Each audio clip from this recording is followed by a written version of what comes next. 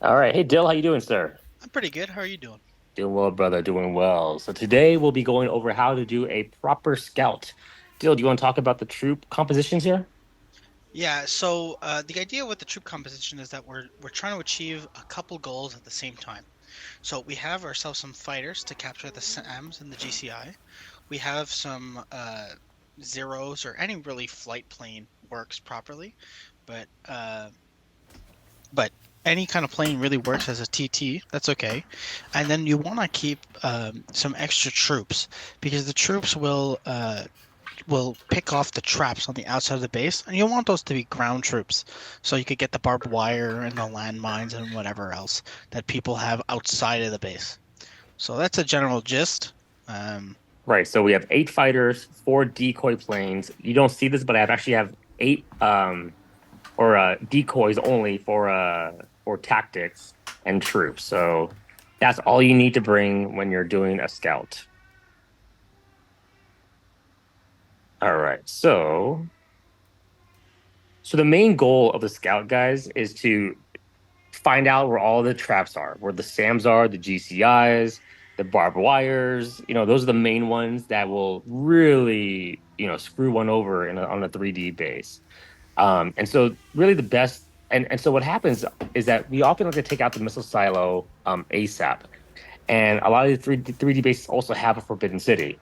So the first thing you should be doing, don't send out any troops, don't do anything else, but really send out your fighters to the missile silo and to the Forbidden City and see what happens. and the town center too. And the town center. Oh, and your drone command as well. All the And, flying things, you're just trying to look for the GCI and the SAMs. right. Usually, if they're not in direct path of where the Forbidden City is and the silo is, they're usually somewhere near it.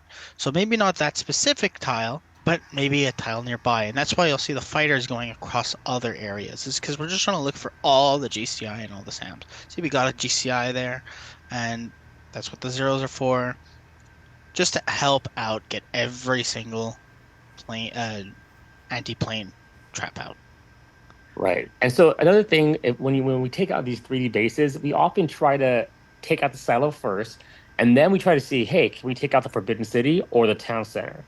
And so what from a good scout is to actually lay decoys on any blank spaces in between those areas. Say, hey, is there a clear path to it? So right now, for example, let's say we take out the missile silo right there. Well, um, that Forbidden City is very tempting. Look at all that blank space right there.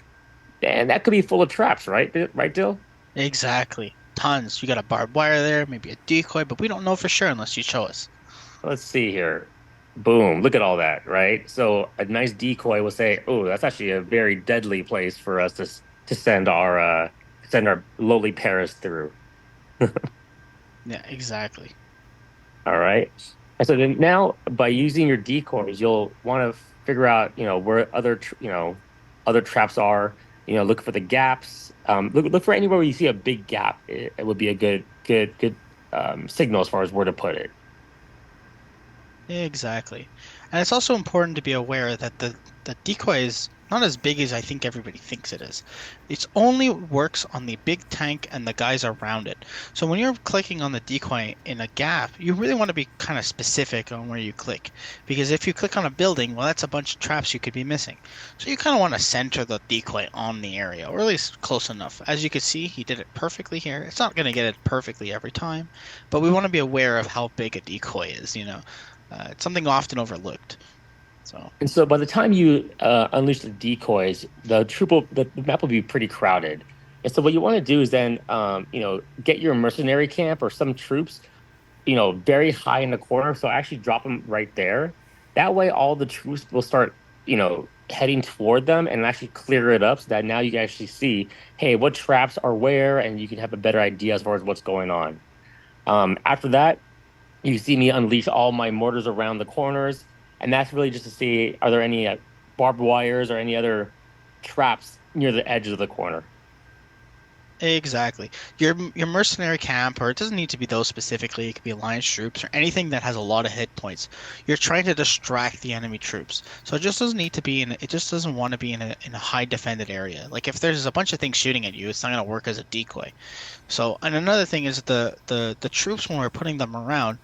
Again, you're trying to look for gaps. You're trying to look for like open areas, anything where there could be a trap of some sort. So yeah. One thing that Dill taught me today, actually, that he does is actually using your generals to also find more traps. So, for example, I released Petra right there, and then I rallied Petra right here in this corner here just to see if there's any traps. And so that's also very beneficial as well, to unleash more traps if you happen to be out of decoys. Yeah, exactly.